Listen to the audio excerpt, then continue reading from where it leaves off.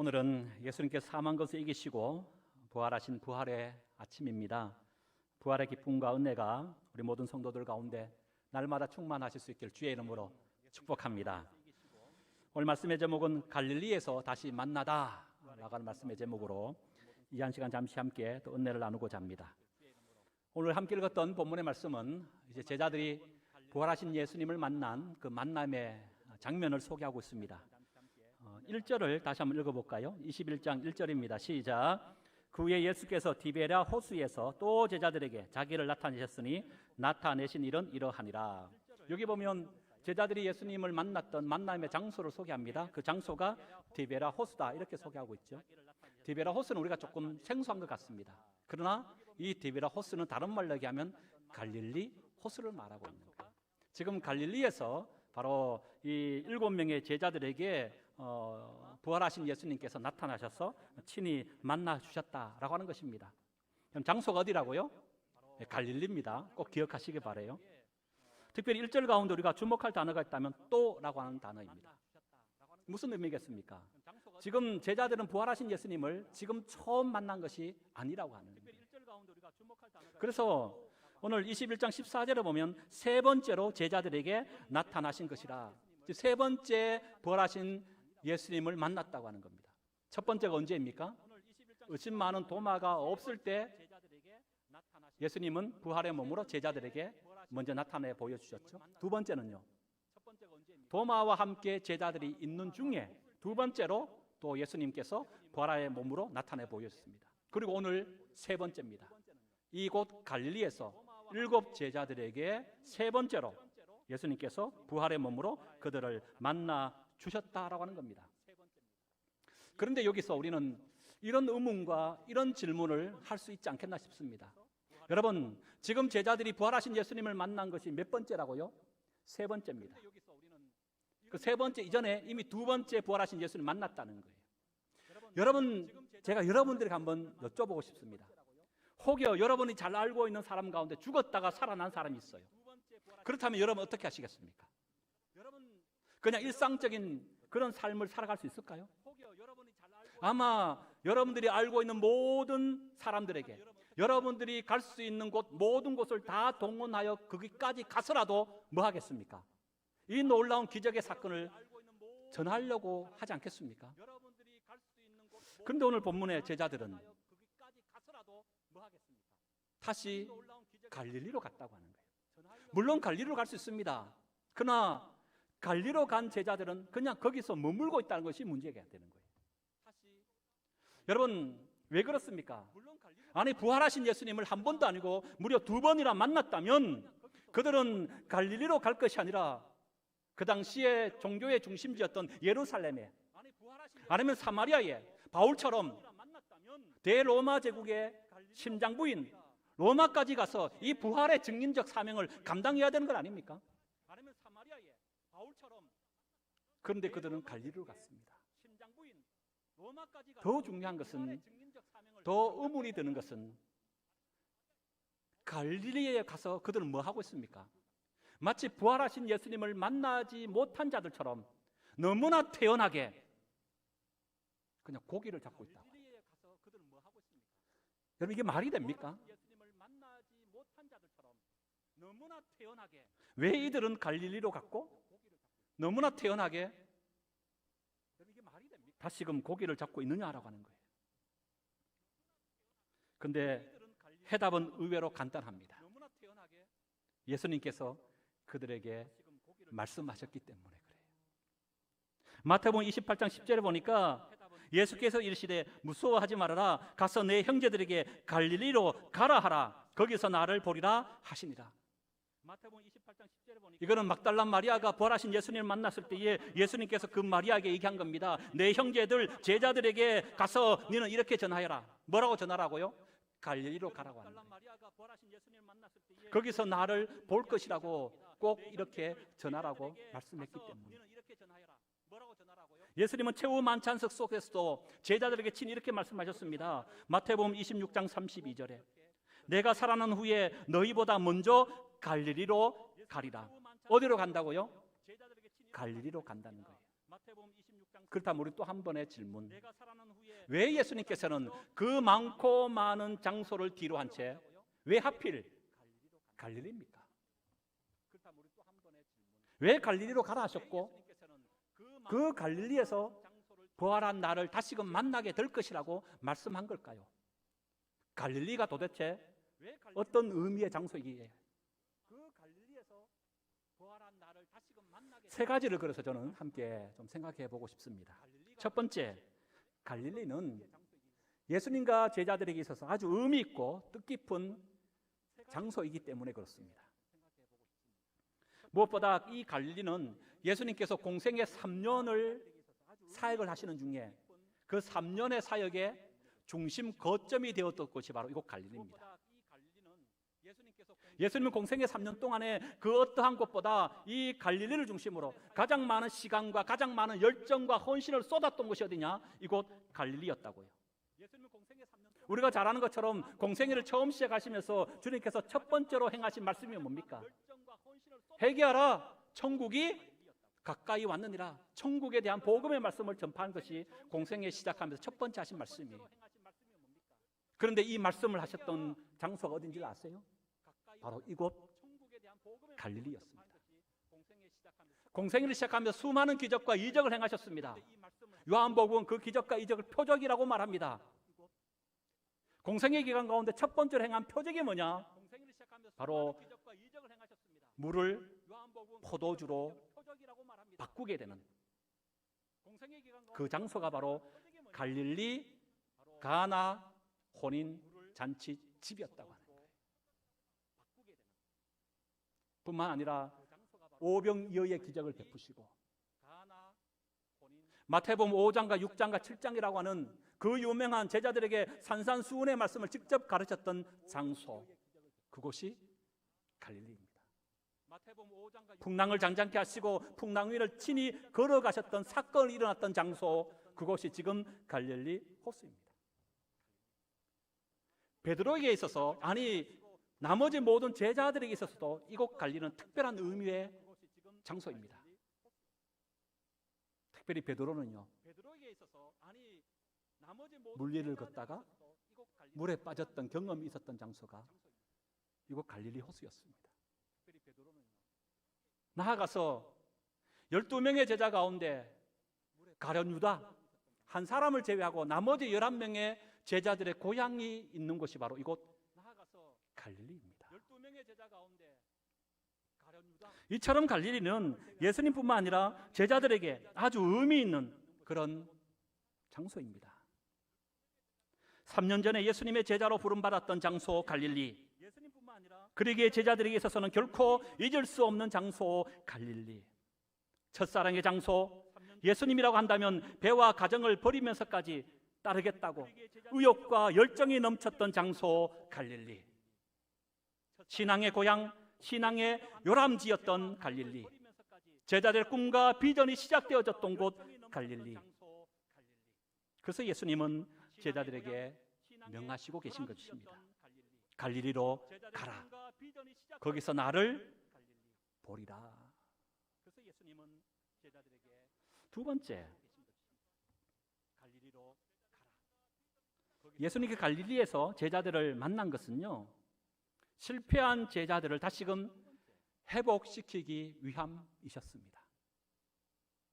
오늘 본문 3절을 볼까요? 21장 3절 읽어봅니다. 시몬 시작. 그들이 우리도 함께 가겠다 하고 나가서 배에 올랐으나 그날 밤에 아무것도 잡지 못하였더니. 여러분, 시몬 베드로가 누굽니까? 지금 여기 2절에 보면 이 갈릴리에서 부활하신 예수님 만났던 제자들의 이름을 나열하고 있습니다. 모두 7명인데요. 그 가운데 누가 있냐면 세베대의 아들들, 두 아들이 있습니다. 세베대의 두 아들 누굽니까? 안드레와 야고보와 요한입니다. 그리고 여기 보면 또 다른 제자 둘이라고 하는데 그 둘 제자 가운데 한 사람이 누구냐면 안드레다, 이렇게 얘기합니다. 지금 시몬 베드로, 안드레, 야고보와 요한, 이 네 사람은 갈릴리 어부 출신입니다. 물론 이들은 3년 동안 예수님을 따른다고 손에서 그물을 놓은 지 제법 오래되었습니다. 그러나 여러분, 그 실력이 하루아침에 어디 가겠습니까?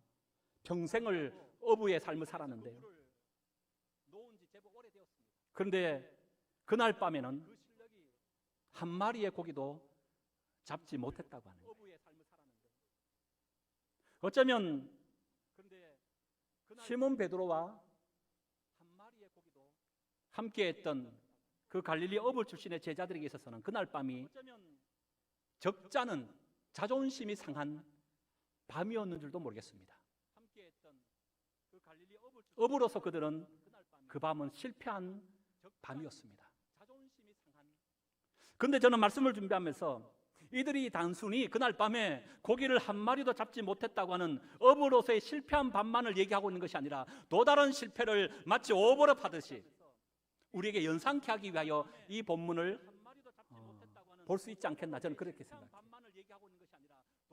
그날 밤에 고기를 한 마리도 잡지 못하여 그들은 실패한 밤이었습니다. 어부로서는 실패한 인생입니다. 그러나 그들은 어부로서만 실패한 것이 아니라 무엇에 대하여 그들은 실패한 인생입니까? 너는 이제 사람을 낚는 어부가 되리라. 다른 사람은 모두가 다 주님을 버릴지언정 나는 결단코 주님을 버리지 않겠습니다. 호언장담했던 베드로, 그 베드로와 고백에 함께했던 제자들, 그들은 무엇에 대해 실패했습니까? 예수님을 따르는 제자로서의 실패한 것입니다. 지금 어부로서의 실패한 인생의 밤을 바로 성경은 우리에게 3년 동안 제자의 삶을 살았던 그들의 제자로서의 실패의 모습을 함께 보도록 하는 듯합니다. 그런 장면은 오늘 본문 속에 또 있습니다. 21장 9절을 보세요. 9절 읽어봅니다. 시작. 육지에 올라오보니 숯불이 있는데 그 위에 생선이 놓였고 떡도 있더라. 주목할 단어가 숯불이에요. 모닥불, 숯불이 피어져 있습니다. 그 숯불에 있는 생선과 고기를 가지고 제자들을 불러서 아침 조반을 먹게 하는 겁니다. 이 장면이 있어요. 이 장면은 또 어떤 장면을 우리가 연상케 하냐면 요한복음 18장입니다. 18장 보세요. 18장 15절. 이 15절 이하는 베드로가 예수님을 모른다고 부인했던 그 부인의 장면을 소개하고 있는데요. 대제사장 깃들에서 그 대제사장의 다른 제자들이 베드로를 불을 피워 놓은 그 모닥불, 숯불 가로 베드로를 앉힙니다. 그 자리에서 베드로는 어떻게 합니까? 나는 예수님을 알지 못한다라고 부인해요. 그 부인한 장소를 성경이 이렇게 우리에게 소개합니다. 요한복음 18장 18절입니다. 18절 있습니다. 시작. 그때가 추운 거로 종과 아래 사람들이 불을 피우고 서서 쬐니 베드로도 함께 서서 쬐더라. 부인했던 장소가 어떤 장면입니까? 불을 쬐는 그런 장면이 소개되고 있죠. 지금 부활하신 예수님께서 아침 조반을 제자들에게 주셨던 그 장소가 어디입니까? 숯불을 피워놓았던 그 자리였습니다. 뭔가 오버랩 되지 않습니까? 장면이 겹쳐 보이지 않습니까?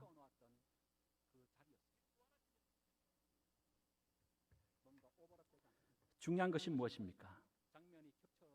이처럼 부활하신 예수님께서 참담한 실패를 겪고 있는 제자들에게 직접 지금 찾아오셨다고 하는 거예요.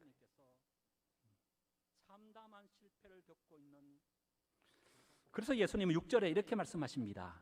21장 6절 다시 읽습니다. 시작.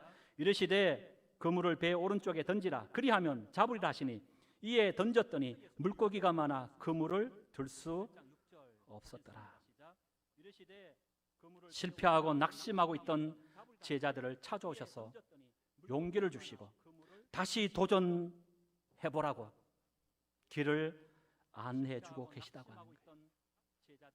패자 부활을 시도할 수 있도록 또 한 번의 기회를 주시고 계시다고 하는 말씀입니다. 여러분, 이런 모습은 성경의 여러 많은 곳에서 우리는 발견할 수 있습니다. 예를 들면 아담과 하와를 한번 생각해 보세요. 아담과 하와가 선악에 알게 하는 나무의 실과를 따먹은 그 즉시 하나님의 말씀에 따라 그들은 죽지 않았습니다. 왜 죽지 않았습니까? 하나님께서 그들에게 가죽옷을 펴주심에 그들이 다시금 살도록 하나님이 기회를 주셨기 때문에. 동생 아벨을 죽였던 가인은 어떻습니까? 예나 지금이나 살인자는 실패한 인생 아닙니까? 그런데 하나님께서는 실패한 가인에게 생명의 표를 주심으로 그에게 다시 한번 기회를 주시는 것을 보게 됩니다. 그 위대한 선지자 엘리야는 어떻습니까? 갈멜산 위에서 바알과 아세라 선지자와 함께 누가 참된 하나님인가? 영적인 전쟁을 벌이잖아요. 그때 엘리야가 믿었던 하나님이 참 하나님인 것을 만천하에 드러나게 됩니다. 엘리야가 승리한 겁니다. 그런데 엘리야가 그 이후 어떻게 됩니까? 이세벨이 자신을 죽이려고 한다는 소식을 듣고 그는 두려워서 강야 깊은 곳 로덴 나무 아래에서 하나님 앞에 죽기를 바라고 기도하고 있는 엘리야의 모습을 보게 됩니다. 영적인 번아웃 상태에 빠진 겁니다. 이런 엘리야를 하나님 어떻게 하십니까? 천사를 보내서 먹을 것을 공급하시고 그를 호렙산으로 인도하여 새 힘을 주시고 새 사명을 주셨던 것을 우리는 발견할 수가 있습니다. 우리가 잘 알고 있는 여호수아는 또 어떻습니까? 모세가 죽고 모세 이후에 이스라엘 영적 지도자로 그가 세움받습니다. 그러나 여호수아는 두려워했습니다. 왜요? 자신에게는 모세와 같은 그런 영적 리더십이 없다는 것을 너무너무 잘 알았기 때문에. 모세에 비하면 자기 너무나 부족하다고 하는 것을 너무나 절실하게 자기 자신에 대하여 너무나 잘 알고 있었기 때문에. 두려워하고 무서워하고 있는 여호수아에게 하나님이 나타나셔서 뭐라고 말씀하십니까? 내가 내게 명령한 것이 아니냐? 강하고 담대하라. 두려워하지 말며 놀라지 말라. 내가 어디로 가든지 내 하나님 여호와가 너와 함께 하느니라 하시니라. 여러분, 이 말씀을 듣고 여호수아는 끝내 모세 그 이상으로 위대한 이스라엘의 지도자가 되어져서 하나님의 이스라엘 백성들을 약속에 따라 적과 꿀이 흐르는 가나안 땅으로 인도케 하지 않았습니까? 여러분, 그렇습니다. 부활하신 예수님께서는 실패하고 낙심하고 있는 오늘 우리를 찾아오십니다. 그리고 말씀하십니다. 우리는 여전히 소중한 존재라고. 아직도 우리에게 하나님은 기대를 걸고 계시다고. 그리고 우리의 손을 잡아 일으켜 주십니다. 그리고 다시 한번 시작해보라고 말씀하십니다.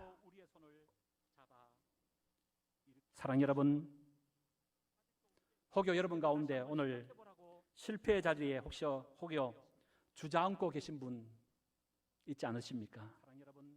세상을 우리를 향해서 실패자라고 패배자라고 무시하고 손가락질하고 있을지 모르겠습니다. 그러나 부활하신 주님은 우리에게 찾아오셔서 손을 잡아주십니다. 다시 한번 해보라고 명령하십니다. 그리고 우리에게 약속하십니다. 강하고 담대하라. 두려워하지 말아라. 놀라지 말라. 내가 어디로 가든지 내 하나님 여호와가 너와 함께 하겠노라고. 마지막 세 번째, 부활하신 예수님께서 갈릴리로 가라라고 명령하신 것은 제자들에게 다시 한번 사명을 주시기 위함입니다. 여러분, 지금 제자들은 3년 전에 부르심을 받은 뒤 예수님을 따르다가 십자가 앞에서 큰 좌절과 실패를 경험했습니다. 이제 그 부르심의 현장에서 이번에는 부활하신 예수님께서 저들에게 다시금 사명을 주시기 위하여 갈릴리로 가라고 지금 말씀하신 것입니다. 이제 그 부르심의 현장에서 여러분, 이것은 우리가 요한복음 21장 15절 이하에 시몬 베드로에게 사명을 주시는 장면을 통하여 우리는 확인해 볼 수 있습니다. 요한의 아들 시몬아, 내가 이 사람들보다 나를 더 사랑하느냐? 네, 주님, 그렇습니다. 내가 주님을 사랑하신 줄 주께서 아시나이다. 그럼 내 양을 먹이라. 내 양을 치라. 내 양을 먹이라. 베드로에게 새로운 사명을 주셨습니다. 지난 주일날 고난주간 묵상집을 여러분들에게 나눠드렸는데요, 그 묵상집 가운데 오늘의 내용에 보면 이런 내용이 기록되어 있습니다. 그 묵상집에 있는 내용들을 제가 직접 읽어드립니다. 부활하신 예수님은 종교의 중심지 예루살렘으로 가지 않으셨습니다. 정치의 중심지 로마로도 가지도 않았습니다. 대신 예수님은 당신이 죽기까지 사랑하신 가난한 이들이 고통 속에 살고 있는 변방 갈릴리로 가셨습니다. 왜 그러셨을까요? 갈릴리는 예수님이 제자들과 함께, 그리고 당신이 가장 깊이 사랑하시던 가난한 이들이 함께 하나님 나라 여행을 시작하신 곳이기 때문입니다. 하나님 나라 여행은 계속되어야 했기 때문입니다. 갈릴리에서 제자들을 만난 예수님은 그들에게 사명을 주셨습니다. 마가복음 16장 15절, 너희는 온 세상에 나가서 만민에게 복음을 전파하여라. 이처럼 갈릴리는 부활 이전에도 부활 이후에도 하나님 나라 운동의 현장이었기 때문입니다. 말씀 마칩니다. 사랑하는 여러분, 오늘 부활하신 예수님은 여전히 우리를 찾아오십니다. 우리가 있는 곳이 비록 세상적으로 내세울 것 없고 자랑할 것이 없는 변방 갈릴리라도 괜찮습니다. 실패한 자리라도 좋습니다. 우리가 어떤 장소, 어떤 상황, 어떤 상태에 있든지 부활하신 주님은 오늘 또 우리를 찾아오십니다. 이 부활하신 예수님을 만나는 저와 여러분들이 꼭 되실 수 있기를 축복합니다. 부활하신 예수님을 인해서 우리 인생이 변화되고 삶의 방향이 바뀌어지는 그런 역사를 경험할 수 있기를 축복합니다. 무엇보다 우리 모두 하나님 나라 운동에 조금 더 적극적으로 함께 참여할 수 있기를 소망합니다. 부활의 이 아침에 부활의 기쁨이, 부활의 영광이, 부활의 은혜가 우리 모두에게 넘쳐날 수 있기를 다시 한번 주의 이름으로 축복합니다.